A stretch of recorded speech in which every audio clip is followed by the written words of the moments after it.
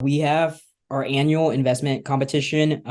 So applications are open every year. We pick 8 winners, and each winner get $100,000. And yeah, I sent you the email with the link. I'm sure you'll share it with them. Yeah, we'll include that in the show notes. And when Okay. we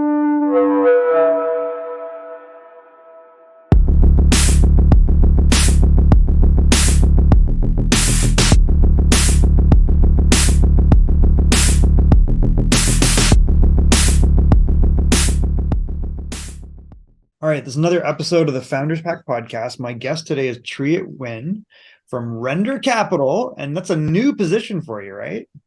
Yes. Super happy to be here, Michael. But yeah, senior associate over at Render Capital. Now we knew each other from before. We kind of communicated because you were in Texas, which I think you might be there now. What prompted the changeover from Texas to Kentucky, of all places? Yeah, I mean, it wasn't anything I was looking for, like whenever I was doing my job search, definitely looked in Texas, Boston, New York, and all that, but really just got intro to the opportunity at Render Capital in Louisville, Kentucky. And then I put more thought into it where I reflect, like who are some of the great investors that I admire over the past 10, 20 years, and what have they done compared to the good investors? And for me, I realized that good investors have a great way to build communities in these tech hubs that's already built, like Austin, Miami, the Bay, all of that. But then the great ones that are, now a family whole name, they're the one that built those ecosystems in those cities for good investors to come to build their community. So a bunch of risks, but hey, if something's worth doing, it's worth trying to be great at it, right? So that's what we're trying to do is build a tech hub up in Louisville, Kentucky. It's kind of random. I know a lot of people think Kentucky and the Midwest are just kind of like flyover states. So yeah, I mean, it's opportunity that people are missing, and we would love to take advantage of that and just build a tech hub there. Do you get deal flow that comes over from like Ohio? Because that's fairly close, right? Like you're close to Cleveland. Yes. So we get deal flow from Indiana, Ohio, Nashville, really the, I guess, primary circles around Louisville, Kentucky. And then after that, Midwest and the South as well. We occasionally do get companies reaching out to us from the Bay, New York, Boston. And usually for that, we just refer them to investors in our network that we know, hey, they're a better fit for you guys just based on the geographic restrictions. Okay, and then what's the thesis of Render? What are you guys looking for, and who do you invest in? Yeah. So for us, our thesis really, it's kind of like a flux, or I always rather say focus than thesis. So for us, we try to focus on early stage, so pre-seed through Series A. We're generalist investors, so we'll take a look at anything and everything. Though we try to stay away from biotech and medtech just because it's so capital extensive. And yeah, again, we put more weight into our decision based on is the company operating in the Midwest and the South. Okay, and then what are there any other characteristics? Like what are you looking for in a founder and an opportunity? Yeah, so I think it's going to be different based on myself or the partners. But as far as the core founder trait, honestly, it's just a scrappy, humble hustler, right? Which kind That's of not aligns with the type of folks you find in the Midwest and the South, right? Like very true. they are able to be resourceful because most of the time capital doesn't come that far in to the Midland. And there's just something about the culture in the Midwest and the South. You're humble, you're polite, valuation's pretty nice. And yeah, I think one of my favorite founder I've got a chance to interact with, she mentioned that she was in the hospital, but she had a few investor calls that were trying to push things through the finish line. Wow. And she showed me a picture. It was her on the hospital bed closing deals with investors. I was like, you're a hustler. Oh, Like, yeah. that is awesome. So that's the kind of founder trait that I like to look for. And what are you seeing? Like, is there naturally people that are there? They're just hungry for capital in the sense like they're starting companies, but they don't normally have access to capital, or like what are you seeing in that market? Yeah, I think that you're spot on as far as that, right? Typically, or I'd rather say traditionally in the Midwest and the South was that companies they get to an MVP, the pre-stage, where they're able to tap from their closed networks, but then to really get to the next stage, it's either you get lucky and keep getting government grants, or you have to go to the coast for funding, right? Sometimes you don't have to move, but most of the time, if your lead investor is in the Bay or New York, it's going to be good that you move.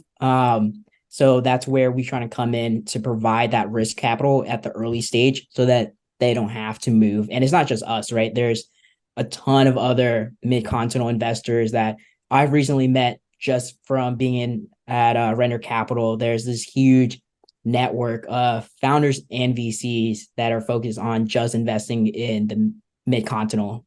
Huh, that's very interesting.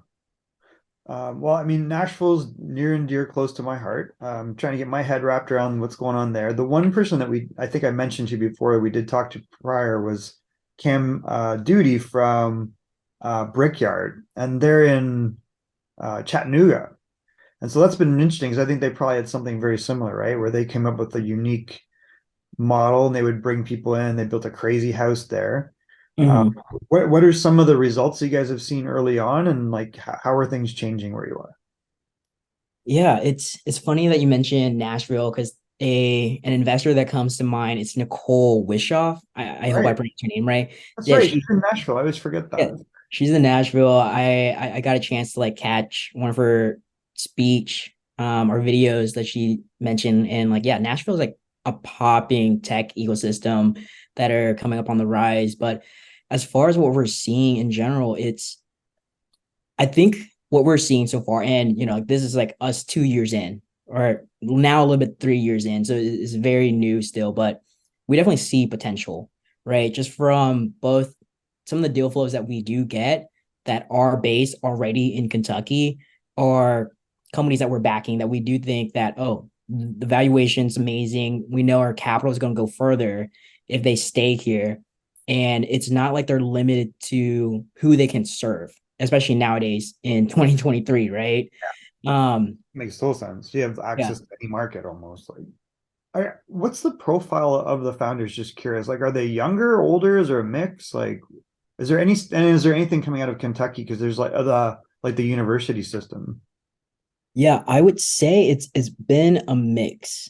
And this is actually something I am still trying to figure out as a newcomer is that I do want to spend more time with the University of Louisville, just to get more of the deal flow there, but also like see what is innovating within those universities. So I don't really have an answer for you there. I just got plugged in with someone who leads up their entrepreneur club Oh, and good. That's offering great. like investor office hours. Yeah. So once I find out, I will definitely report back to you. Yeah, it's super interesting. I mean, we try to meet as many founders as we can, obviously, and we try to focus on the US, but these little markets, they're little in the sense of, there's obviously the kind of the big four or five that everybody knows about. But I think they're really interesting. Like if we can get in there and help founders of any, they might be just really ready for good mentorship, good investment, and you just don't know. Like there could be really some exciting stuff that comes out of there. Mhm. All right, if you had only one piece of advice for founders, what would that be? One piece of advice for founders. God, there's so much advice, but if it's just one, and especially if they're thinking about fundraising, my advice is don't think about fundraising, especially in this market, especially from VC. I would say try to stay as lean as possible and find alternative to funding, right? Like there's so many times I talk to founders and it's like, walk me through where your funding cycle is at. And they're telling me like, oh, we're just having a lot of conversation with investors and most of them saying we're too early, especially like VC is like, okay, well, like who you're talking to outside of that is like, well, we tried some angels and like those are good conversations. Like, well, what about like venture debt, revenue sharing? Have you looked into government grants? And so many times founders tell me like, oh, we heard that we can get government grants or there's SPA loans, stuff like that. It's like, well, why aren't you going up those revenue? Because, get those funding, they're non-dilutive. And if anything, they actually might be better for you than VC funding if VCs are telling you, hey, you're too early. Hmm. And there's no point of trying to get VC funding because once you do get VC funding, if you do at early stages, that clock starts running, right? Like we expect returns, our LPs expect returns. So that clock starts. And if you're not in a solid position to run, then you're not doing yourself or your company any good by starting way back in the race with the clock started already. It's interesting advice because I think there's a lot of confusion, right? It's almost like you see people raising in certain markets, like especially aggressive capital markets where there's just a lot of money still. And although VC funding's obviously dropped off a bit of a cliff like everything else, but it's almost like, you see people raising off an idea and then you see people they're trying to grind and it almost works against them, but maybe that's just because of the traction model. Yeah, I don't have the data to back this up, but I do find it interesting where we see the report of underrepresented founders, like women included, tend to outperform their counterpart that are white males. Yeah. Now, I have a thesis that the Which reason why they do so much better Mhm. is because they were able to face that struggle early on and figure out a way to overcome it, and that made them better.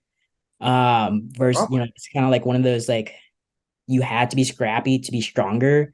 So now you're stronger, but your struggle made you this. So it's more of like, do we blame the system or hey, you survived the system and now you're better for it. So yeah. For sure. Well, I think there's two elements. I think that's dead bang on. I kind of write about this where, I'm finishing the book Form Your Own Pack, which is what the podcast is named after. And it's the basis of where Founders Pack came. And part of the thing I wrote is, it's like, well, form a pack of people that cooperate with you. However, packs fight each other. So you look over and over in human history, everything is about conflict and tension, and the best companies come out of the worst times. Mhm. Right? So that's not an accident. So, everyone wishing everything was easy and lamenting other people that are easy. And then you see, guys that get a bunch of money and they blow it, or girls that get a bunch of money and they just don't get any traction.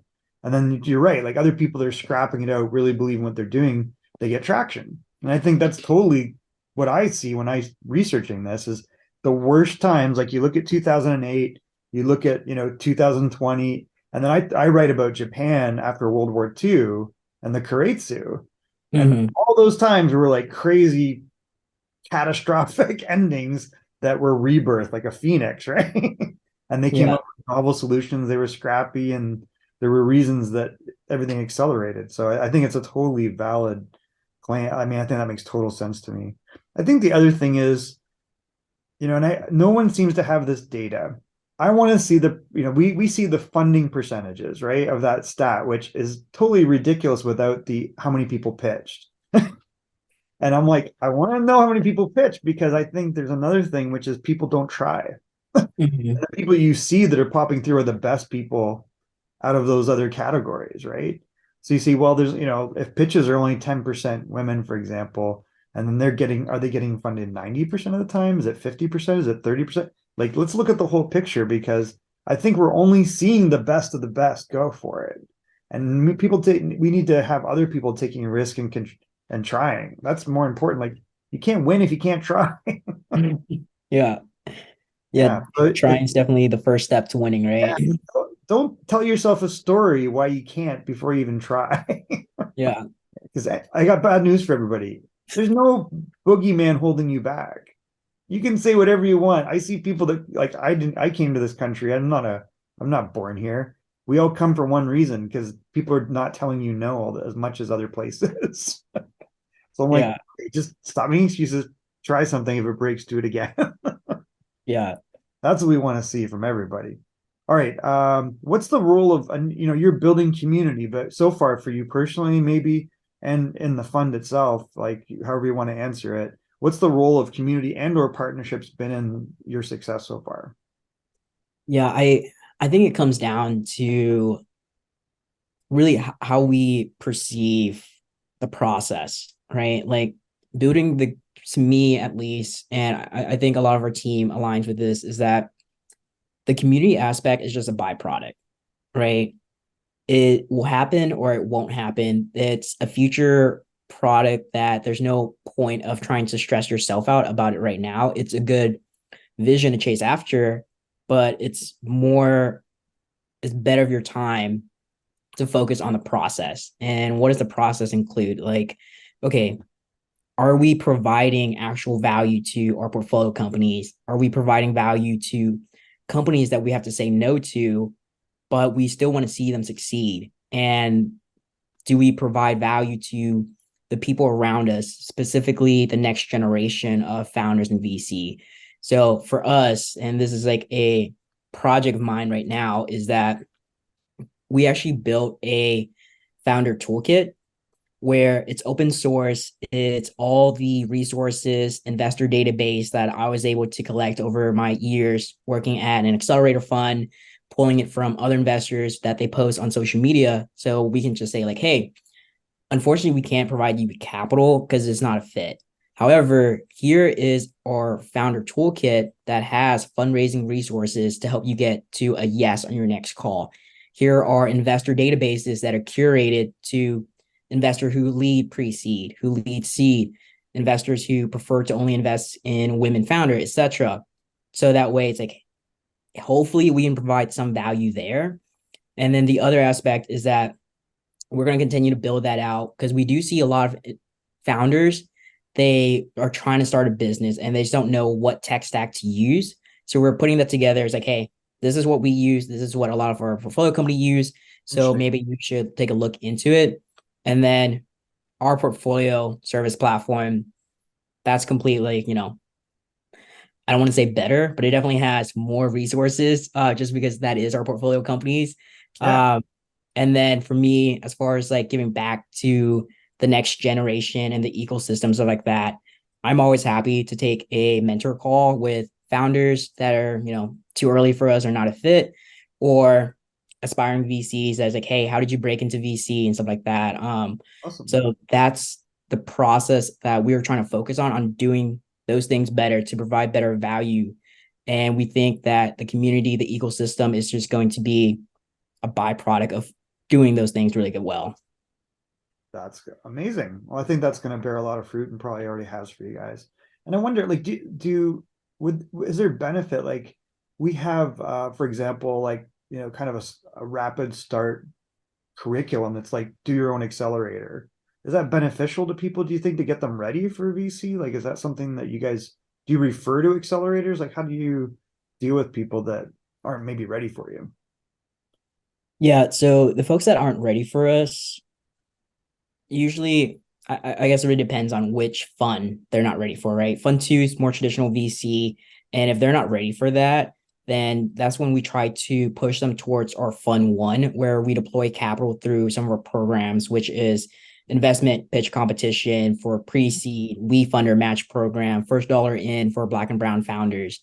And if they're too early for that, then there's a good chance they're not going to be ready for an accelerator, just because if you aren't ready for fund one programs, then it means you're probably going to be too early for accelerators. So how I see it is that fund one programs, accelerators, and then our fund two investments. But for the folks that are considering accelerators, I have nothing against accelerators. I used to work at Capital Factory. I have friends at Techstars, Oh yeah. um, and all that. The Yep. one thing that I do notice is that, and like they agree with me on this, is that a lot of founders forget that there's a reason why they're called accelerators. They're not there to build your business for you. They're there to Right. accelerate your business. And I think that's a lot of people forget, and they'll go in, like they'll get accepted because they have a great idea and stuff like that. But then it hits them extremely hard. And that's when you see that they're trying to play catch up, right? Like you're seeing those people stay in the office for 16, 20 hours a day because, well, you're playing catch up because they're there to accelerate your business. And if you don't have a solid foundation, then you're going to be accelerated to building the foundation and scaling at the same time. That's crazy. But yeah, I would just, say, hey, evaluate and make sure that the accelerators are a fit for you, just like how you got to make sure your investors are a fit for you. Like it's a lot easier to get rid of a founder on a cap table than it is to get rid of investors. And accelerator, they're the same. So it's a long-term thing. Just make sure you understand and make the decision based on data, right? That's great advice. All right. Well, I want to be respectful of your time. I appreciate you spending so much time with me. How do people get in touch with you? What's the best type of person to connect with you? Yeah. So my email is Triet at render.capital. And we're pretty responsive. If you want to go to our website, render.capital, you can apply and submit a form, and you should hear back from either myself or team member within a few days. That's amazing. All right. Final thing is, I do want to thank you for spending time with us. When we have interesting people on the podcast, we like you to nominate other interesting people. We typically talk to founders or investors in scalable ventures. So, who would you like to nominate as a future guest of the podcast? Yeah, there's a woman in the Bay. Her name is Christina, and I can't pronounce her last name, so I'm not going to try. Okay. She's a corporate lawyer turning VC, and she has amazing videos on TikTok that answer a lot of questions that founders have like to ask, especially from a legal standpoint. Wow. And her whole position is like because she was a lawyer, like 30 minutes with her just to like make sure you're prepped and buttoned up is going to save you so much money when you get to the lawyer, because they're gonna bill you, For right? sure. And I think that's like a huge differentiator and moat as far as like VC and the next gen of VCs, right? Like you can go and talk to your investor and have them highlight and like shorten down like all your billable hours that you're gonna have to go talk to a lawyer. Yeah. And it's Christina, right? And do you know her or do we have to? I do know her. I'm actually gonna send her an intro to another investor. Perfect. Happy to intro you as well. Yeah. All right. Well, Christina, you've been nominated as a future guest of the podcast. I'm now very intrigued and I want to meet her. So that's great. Triet, thank you so much for spending time with me. Oh, now you guys have a competition coming up. Is that right? Yes, we have our annual investment competition. So applications are open every year. We pick 8 winners, and each winner get $100,000. And yeah, I sent you the email with the link. I'm sure you'll share it with them. Yeah. We'll include that in the show notes and when Okay. we post this out. And I think applications are due May 14th, 2023, right? Yes. Okay. So we'll make sure we get this out quick. Yeah. We'll at least put a post up. So that's awesome. All right, super. I appreciate you spending so much time with me. I look forward to seeing you in Louisville because I will be there and hopefully you'll be there at the same time. Yeah, for sure. Definitely come for Derby season, We will be at Derby actually. guys. Yeah, it'll be exciting to see the horses. Yeah. Awesome, Michael. Really appreciate your time today. Thanks. We'll talk to you soon. Yeah.